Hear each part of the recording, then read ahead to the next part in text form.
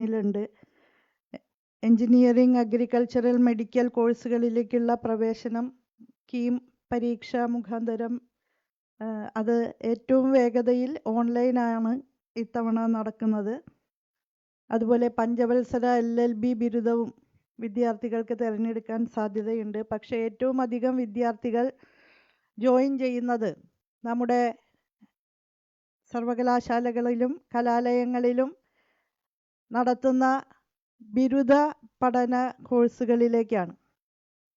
ആ കോഴ്സുകളെ അടിസ്ഥാനപരമായി തന്നെ മാറ്റി തീർക്കുന്ന തരത്തിലാണ് നമ്മുടെ 4 ഇയർ UG കരിക്കുലം തയ്യാറാക്കിയിട്ടുള്ളത്. ഒരു വർഷം സമയമെടുത്തുകൊണ്ട് കൃത്യമായ പ്ലാനിങ്ങോടുകൂടി എല്ലാ വിഭാഗം സ്റ്റേക്ക് ഹോൾഡേഴ്സുമായിട്ട് ചർച്ച ചെയ്തും വിവിധങ്ങളായിട്ടുള്ള ശില്പശാലകൾ സംഘടിപ്പിച്ചും ഒക്കെ നല്ല മുന്നൊരുക്കങ്ങളോടുകൂടിയാണ് ഇപ്പോൾ ഈ അക്കാദമിക വർഷം ആരംഭിക്കുമ്പോൾ നമ്മൾ 4 ഇയർ UG പ്രോഗ്രാമിലേക്ക് പോകുന്നത്.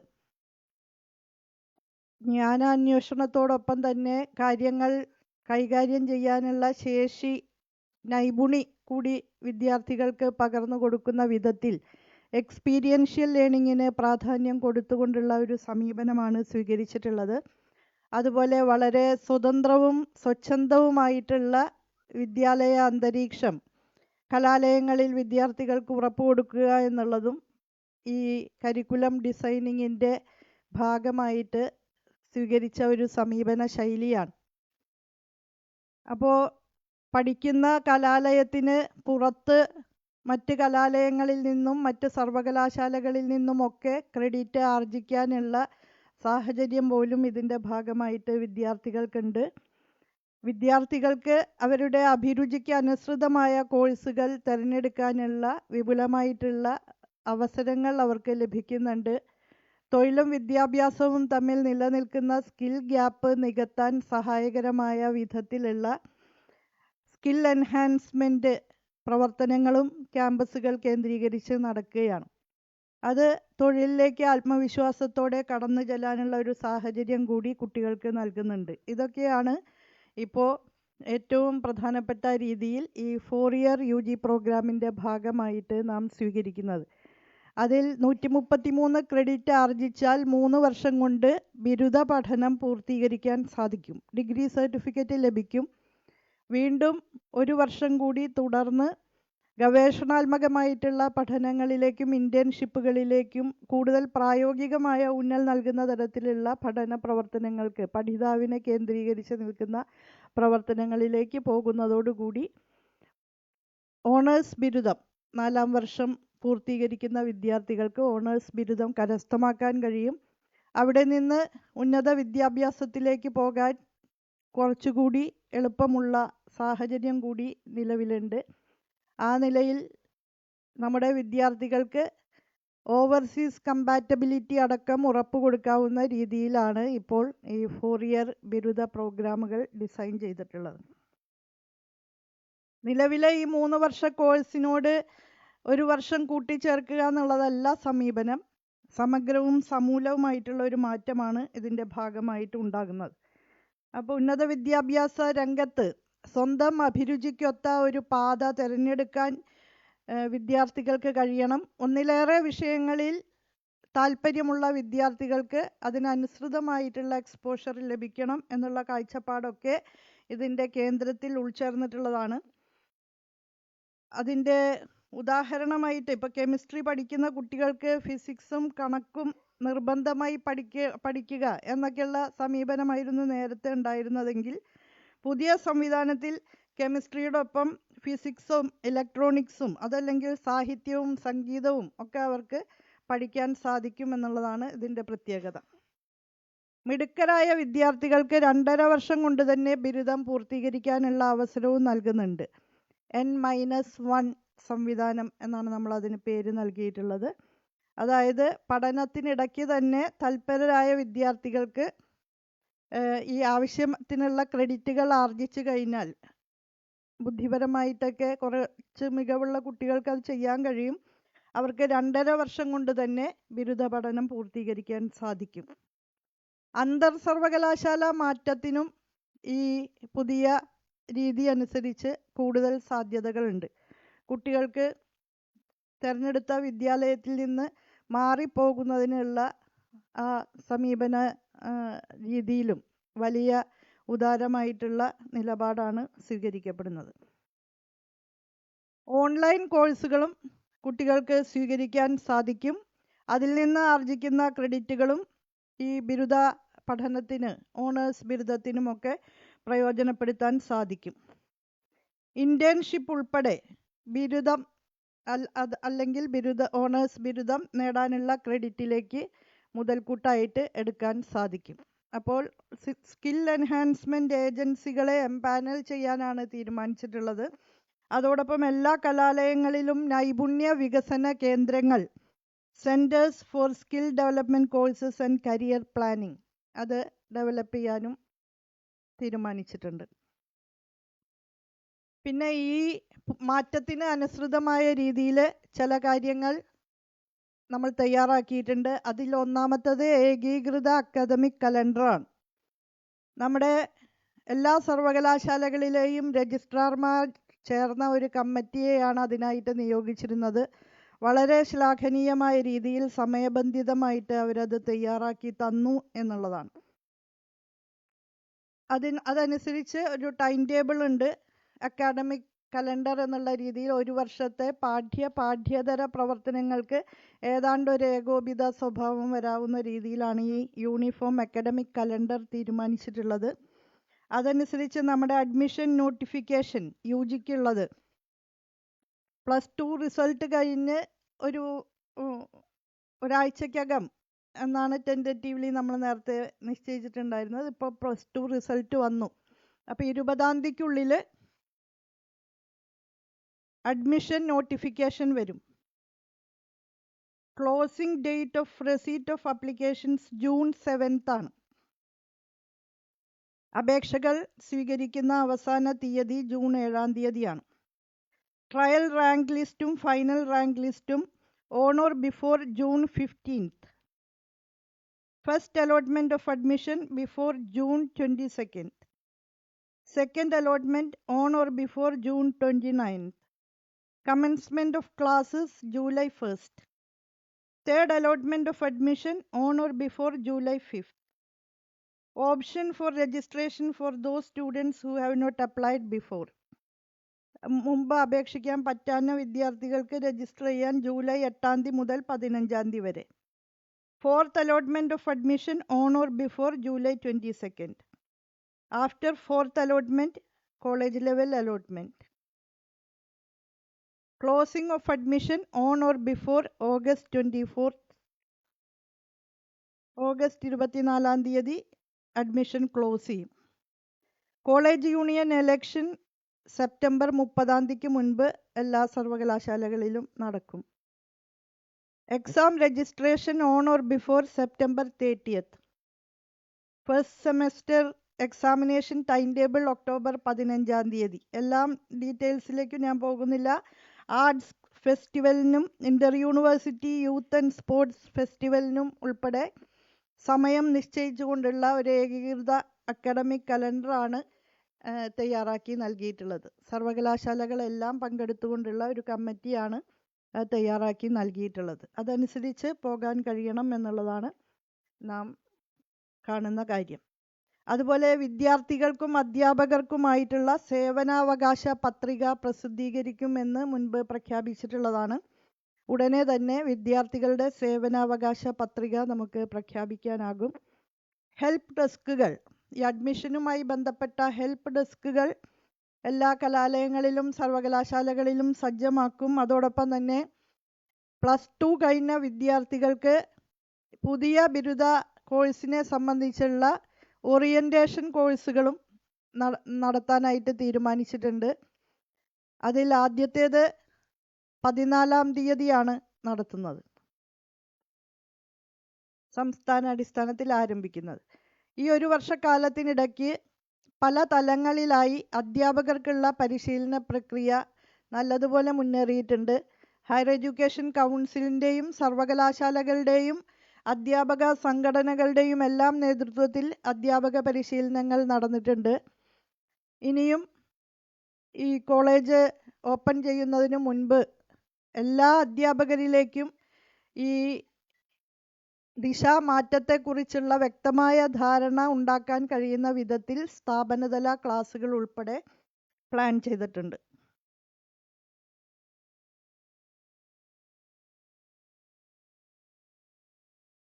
അത്രയും കാര്യങ്ങളാണ് അറിയിക്കാനുള്ളത്. അപ്പോൾ ജൂലൈ 1-നാണ് സർവകലാശാലകളിലും കോളേജുകളിലും ലോഞ്ചിങ് എന്നുള്ള രീതിയിൽ പരിപാടി ആസൂത്രണം ചെയ്യുന്നത്. കേരളത്തെ ഒരു ജനപക്ഷ വൈജ്ഞാനിക സമൂഹമാക്കി മാറ്റും എന്നുള്ള ഒരു പ്രഖ്യാപനം തെരഞ്ഞെടുപ്പുമായി ബന്ധപ്പെട്ട് പ്രകടന പത്രികയിൽ അവതരിപ്പിച്ചിട്ടുള്ളതാണ്. അതിൻ്റെ കൂടെ ചുവട് പിടിച്ചാണ് ഈ രീതിയിലുള്ള ഒരു ദിശാമാറ്റം നമ്മൾ ഉന്നത വിദ്യാഭ്യാസ രംഗത്ത് കൊണ്ടുവരുന്നത്. അതുകൊണ്ട് അത് ഒരു പ്രധാനപ്പെട്ട ടേണിംഗ് പോയിൻ്റായി തന്നെ നാം എടുക്കുകയാണ്. അതിൻ്റെ ഭാഗമായി ജൂലൈ 1-ന് സർവകലാശാലകളിലും കോളേജുകളിലും വലിയ ഒരു പരിപാടിയായിട്ട് ഇത് ലോഞ്ച് ചെയ്യപ്പെടും. സംസ്ഥാനതല പരിപാടി ബഹുമാനപ്പെട്ട മുഖ്യമന്ത്രി തന്നെ പങ്കെടുക്കണമെന്ന് ആഗ്രഹിക്കുന്നു.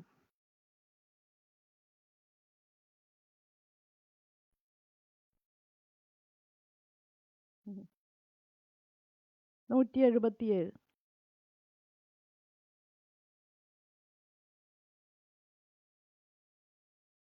ഫീസ് സ്ട്രക്ചർ ഇപ്പോൾ മാറ്റം അതിനെക്കുറിച്ച് തീരുമാനം എടുത്തിട്ടില്ല. കോഴ്സ് അടിസ്ഥാനത്തിൽ മാറ്റേണ്ടതുണ്ടോ എന്നുള്ളതിനെക്കുറിച്ചൊക്കെ വിദ്യാർത്ഥികളുടെ സംഘടനകളുടെ പ്രതിനിധികളെ വിളിക്കുന്നുണ്ട്. അതിലാലോചിച്ച് തീരുമാനിക്കും. തൽക്കാലം ഇപ്പോൾ അങ്ങനെ വർധനവ് തീരുമാനിച്ചിട്ടില്ല.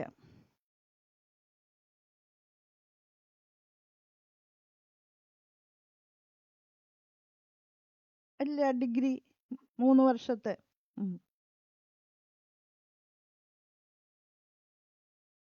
4 വർഷം പൂർത്തീകരിക്കാൻ ബുദ്ധിമുട്ടായിരിക്കും. കാരണം 4-ാമത്തെ വർഷം നമ്മൾ റീസെർച്ച് ഓറിയൻറ്റഡ് ആയിട്ടുള്ള ആക്ടിവിറ്റീസ് ഒക്കെയാണല്ലോ ഉദ്ദേശിക്കുന്നത്.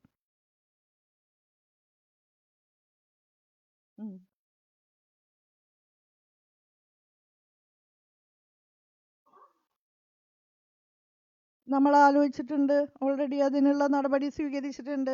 അതായത് PG പഠനം 4 ഇയർ ഡിഗ്രി കോഴ്സ് എടുത്താൽ, ഓണേഴ്സ് ബിരുദം എടുത്താൽ PGക്ക് 1 വർഷം പഠിച്ചാൽ മതി. ലാറ്ററൽ എൻട്രി പോലുള്ള കാര്യങ്ങളാണ് നമ്മൾ അതിന് ആലോചിച്ചിട്ടുണ്ടായിരുന്നത്. 1 വർഷം. അതുപോലെ ഓണേഴ്സ് ബിരുദം കഴിഞ്ഞാൽ റിസർച്ചിലേക്ക് നേരിട്ട് പോകാവുന്നതാണ്. UGC തന്നെ ആ നിർദ്ദേശം മുന്നോട്ട് വച്ചിട്ടുണ്ട്.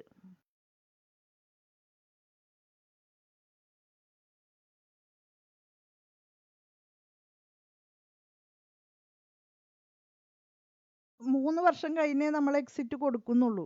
അതല്ല, ഇത് അരികുവൽകൃത വിഭാഗങ്ങൾക്ക് അവരെ ഉൾക്കൊണ്ട് പോകണം എന്ന് കണ്ടുകൊണ്ടാണ്. കാരണം 1-2 വർഷമൊക്കെ കഴിഞ്ഞ ഓരോ സർട്ടിഫിക്കറ്റ് ലഭിച്ചാൽ, ഇപ്പോൾ ഡിഗ്രിക്ക് 1-ാം വർഷം ചേരുന്ന ഒരു വിദ്യാർത്ഥിക്ക് എന്ത് ലഭിക്കും എന്നുള്ളത് നമുക്ക് ആലോചിച്ചാൽ അറിയാം.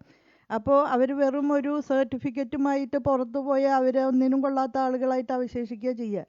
അത് ഡ്രോപ്പ് ഔട്ട്സിനെ വർദ്ധിപ്പിക്കാനാണ് ഇടയാക്കുക. അല്ലാതെ മറ്റൊന്നിനും അത് സഹായകരമാകില്ല എന്നുള്ളതാണ്. ആ സർട്ടിഫിക്കറ്റ് കൊണ്ട് അവർക്കൊന്നും ലഭിക്കില്ല.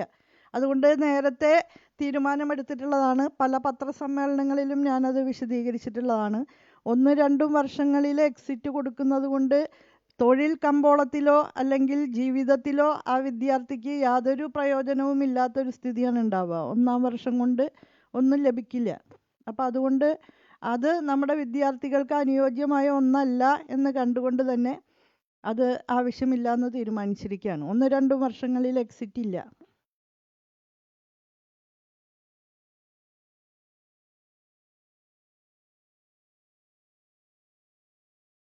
അയാൾക്ക് പിന്നീട് ചേരാലോ. പിന്നീട്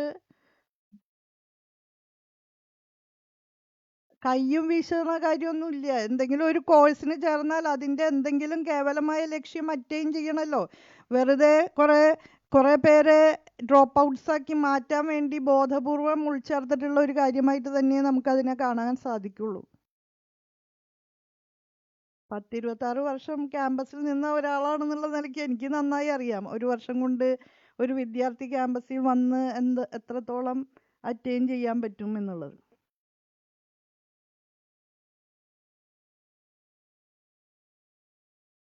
അതിൻ്റെ നടപടികൾ മുന്നോട്ട് പോവുകയാണ്. ഇപ്പം നമുക്ക് അസാപ്പും കേസും ഉണ്ട്.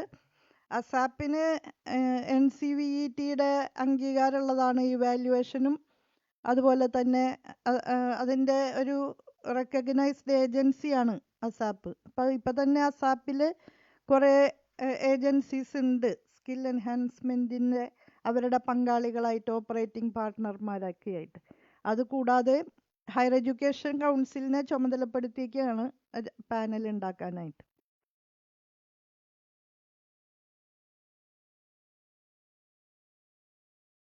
ഇല്ലില്ല, സർട്ടിഫിക്കറ്റൊക്കെ വേഗം കിട്ടാവുന്ന വിധത്തിൽ ഡിജി ലോക്കറിൽ നിന്ന് ഡൗൺലോഡ് ചെയ്യാനുള്ള സംവിധാനം ഉൾപ്പെടെ ഉണ്ടാക്കുമെന്ന് നമ്മൾ പ്രഖ്യാപിച്ചിട്ടുള്ളതാണ്. ഇതിൻ്റെ കൂടെ തന്നെ കെയറീപ്പ് എന്ന് പറയുന്ന ഒരു സോഫ്റ്റ്വെയർ അഡ്മിനിസ്ട്രേഷനും അക്കാഡമിക് ആക്ടിവിറ്റീസിനും ഏകോപിത രൂപം നൽകാവുന്ന വിധത്തിൽ ഒരു സോഫ്റ്റ്വെയർ ഡെവലപ്പ് ചെയ്യുമെന്ന് നമ്മൾ നേരത്തെ പ്രഖ്യാപിച്ചിട്ടുണ്ട്.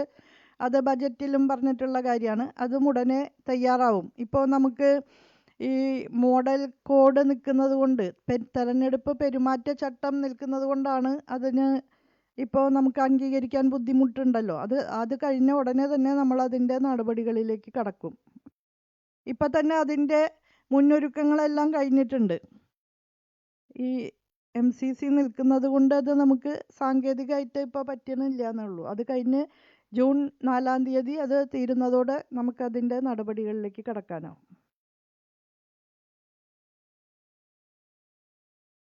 ചെയ്യേണ്ടതാണ്. അവരൊക്കെ അതിനോട് യോജിച്ച് നിൽക്കുന്നുണ്ട്. ഓട്ടോണമസ് കോളേജുകൾ ഇപ്പോൾ ഇത് സ്വീകാര്യമല്ല എന്ന് പറഞ്ഞിട്ടില്ല. അവർക്കും ഏറെ സ്വീകാര്യമാണത്. അവരാണ് ഇപ്പോൾ സജീവമായിട്ട് അത് ഏറ്റെടുത്തിട്ടുള്ളത്.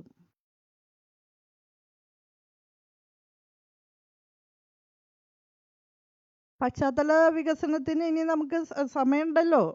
ഇപ്പം തന്നെ ഒരുപാട് പശ്ചാത്തല സൗകര്യ വികസനം നടന്നിട്ടുണ്ട്. കഴിഞ്ഞ 4 വർഷക്കാലത്തിനിടയ്ക്ക് 6000 കോടി രൂപയാണ് ഉന്നത വിദ്യാഭ്യാസ മേഖലയിൽ വിന്യസിക്കപ്പെട്ടിട്ടുള്ളത്. ഇത് കേരളത്തിൽ നമ്മൾ പറയുന്നതല്ല, കേന്ദ്ര ഗവൺമെൻറ്റിൻ്റെ തന്നെ ഇക്കണോമിക് റിവ്യൂ എടുത്തു നോക്കിയാൽ കാണാൻ സാധിക്കും.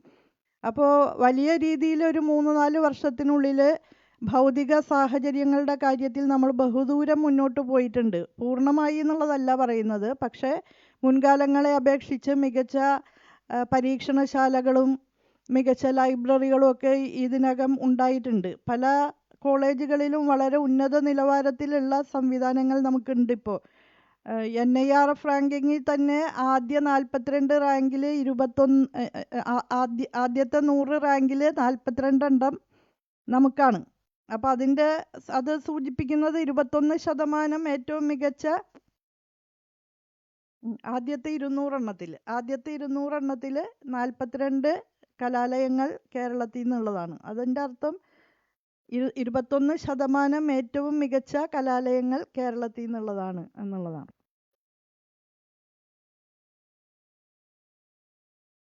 ക്ലാസ് മുറികളല്ല, അത് ഈ ഓണേഴ്സ് ബിരുദത്തിന് എല്ലാ കുട്ടികളും ചേരില്ലല്ലോ. കുറച്ച് കുട്ടികൾ 3 വർഷം കഴിയുമ്പോൾ പോകും, അത് ഡിഗ്രി സർട്ടിഫിക്കറ്റ് എടുത്ത് പോകും.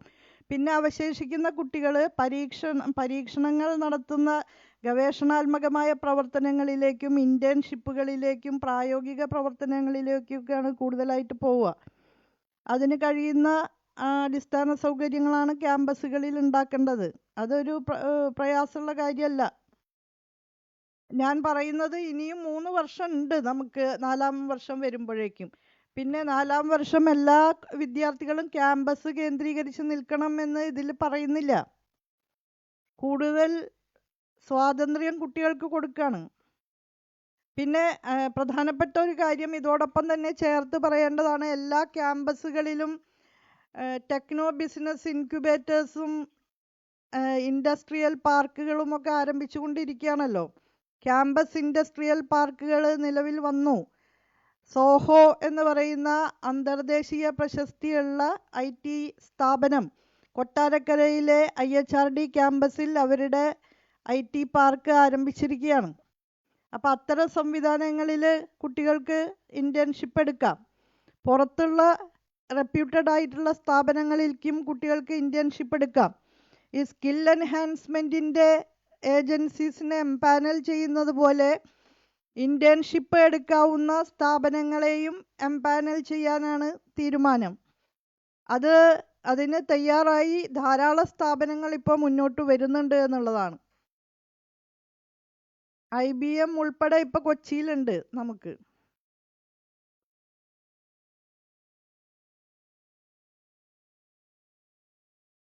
ഇപ്പോൾ യൂണിവേഴ്സിറ്റികൾ തന്നെ അവരുടെ രീതി ഉപയോഗിക്കുകയാണ്, അവരുടെ സോഫ്റ്റ്വെയർ ഉപയോഗിക്കുകയാണ്. കെയറിപ്പ് നിലവിൽ വരുന്നതോടുകൂടി അതിലേക്ക് ഇൻ്റഗ്രേറ്റ് ചെയ്യാവുന്ന വിധത്തിലാണ് ഇപ്പോൾ അവർ അഡ്മിഷൻ നടത്തുക. സ്റ്റാഫ് പാറ്റേൺ അല്ല, വർക്ക് ലോഡ് സംബന്ധിച്ച് വേറെ ഒരു ഉത്തരവും കൂടി ഇതിന് സമാന്തരമായിട്ട് ഇറങ്ങുന്നുണ്ട്. അതായത് ഇതിലൊരു പ്രത്യേകത ഉള്ളതെന്ന് വെച്ചാൽ അതാത് സ്ഥാപനങ്ങൾക്ക് അവർ കൊടുക്കാൻ ഉദ്ദേശിക്കുന്ന കോഴ്സുകൾ വിഭാവനം ചെയ്യാം. കോഴ്സ് ബാസ്ക്കറ്റ് സ്ഥാപന തലത്തിൽ വിഭാവനം ചെയ്യാം. അപ്പോൾ എല്ലാ അധ്യാപകർക്കും അവരുടെ അഭിരുചിക്കൊത്ത വിധത്തിൽ കോഴ്സുകൾ മുന്നോട്ട് വയ്ക്കാനുള്ള അവസരം അവിടെ ലഭിക്കുന്നുണ്ട്.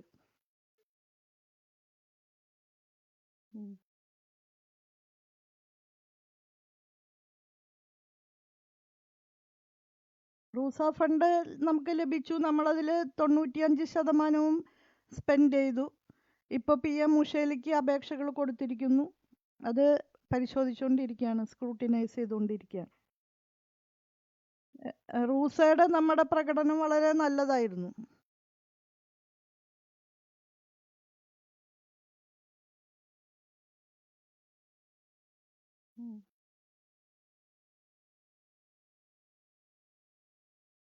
ബ്രേക്ക് എടുക്കുക എന്ന് പറഞ്ഞു കഴിഞ്ഞാൽ അവർക്ക് ആവശ്യമുള്ള ബ്രേക്ക് എടുക്കാം. എന്താ ഉദ്ദേശിച്ചത് മനസ്സിലായി? എത്ര നാൾ വരെയെന്ന് നമ്മൾ പറഞ്ഞിട്ടില്ല, അങ്ങനെ സ്പെസിഫൈ ചെയ്തിട്ടില്ല. ക്രെഡിറ്റ് ബാങ്കിന് സമയം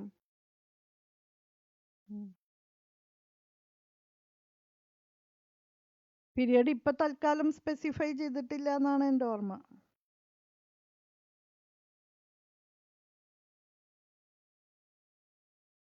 പീരിയഡ് പറഞ്ഞിട്ടില്ലല്ലോ.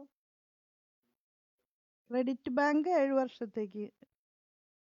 ഇപ്പോൾ JNUലൊക്കെ എപ്പോൾ വേണമെങ്കിലും കുട്ടികൾക്ക് സബ്മിറ്റ് ചെയ്യാം എന്നുള്ളതുണ്ടായിരുന്നു. അത് അവർ ലിഫ്റ്റ് ചെയ്ത് കളഞ്ഞിട്ടുണ്ട്.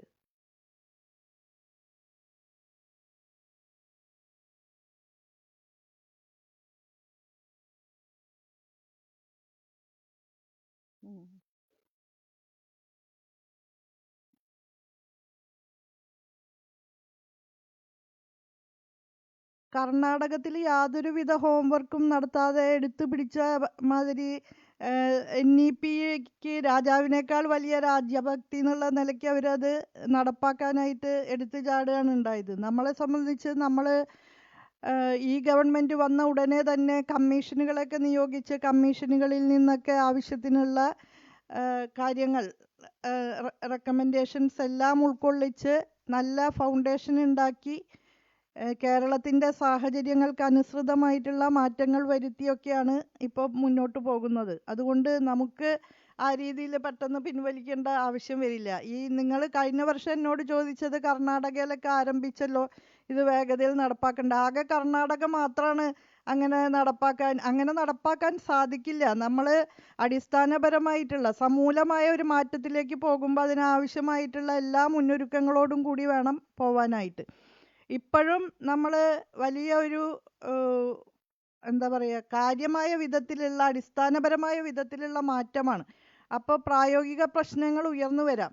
അതൊക്കെ പരിഹരിക്കുന്നതിന് സർവകലാശാല തലത്തിൽ സംവിധാനങ്ങൾ ഉണ്ടാക്കണമെന്നാണ് നിർദ്ദേശിച്ചിട്ടുള്ളത്. കാരണം ഇത് ഓരോ വിദ്യാർത്ഥിയുടെയും സ്പെസിഫിക് കേസായി മാറാണ്. അതുപോലെ ഞാൻ പറയാൻ വിട്ടുപോയതായിട്ടുള്ളൊരു കാര്യം, പരീക്ഷകൾ സമൂലമായിട്ടുള്ള മാറ്റങ്ങൾ വരുന്നുണ്ട്. പരീക്ഷകളുടെ രീതിശാസ്ത്രം മാറുകയാണ്. അപ്പോൾ അതൊക്കെ അനുസരിച്ച് ഇപ്പോൾ എല്ലാ കുട്ടികൾക്കും ഒരേപോലെ പരീക്ഷ നടത്തുന്ന ഒരു രീതിയാണല്ലോ, ഒരേ സമയത്ത് ഒരേ രീതിയിൽ. അങ്ങനെ അച്ചിലിട്ട് വാർത്ത സമ്പ്രദായം നമുക്ക് മാറേണ്ടതായി വരും. അങ്ങനെയൊക്കെ വരുമ്പോൾ ഓരോ കുട്ടിക്കും തന്നെ വ്യത്യസ്തമായിട്ടുള്ള ട്രീറ്റ്മെൻറ്റ് കൊടുക്കേണ്ട ഒരു സമീപന രീതി ഉരുത്തിരിഞ്ഞു വരും. അപ്പോൾ അത്തരം കാര്യങ്ങളിൽ എന്തെങ്കിലും സാങ്കേതിക പ്രശ്നങ്ങൾ ഉണ്ടാവുമ്പോൾ അപ്പം തന്നെ പരിഹരിക്കാവുന്ന രീതിയിൽ സർവകലാശാല തലത്തിൽ ഒരു സംവിധാനത്തെ ഉറപ്പാക്കിക്കൊണ്ടാണ് നമ്മൾ പോകുന്നത്. ഞാൻ പറയാൻ ഉദ്ദേശിച്ച കാര്യം, യാതൊരു വിധത്തിലും പാളിച്ചകളില്ലാതെ നടത്താം എന്ന ആത്മവിശ്വാസത്തോടു കൂടിയാണ് നമ്മളിത് ആരംഭിക്കുന്നത്. കർണാടക അതല്ല ചെയ്തത്. കേട്ടത് പാതി കേൾക്കാത്തത് പാതി അവരതിലേക്ക് പോവുകയാണ് ചെയ്തത്. അത് വളരെ ബുദ്ധിശൂന്യമായിട്ടുള്ള ഒരു നിലപാടായിരുന്നു എന്നുള്ളത് കൊണ്ടാണ് അവരിപ്പോൾ അത് വേണ്ടാന്ന് വയ്ക്കാൻ കാരണം.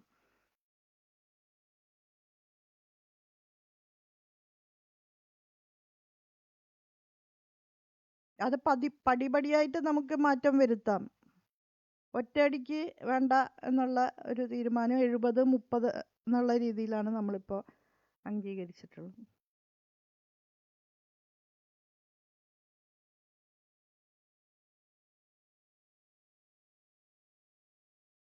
വേറെ എന്തെങ്കിലും?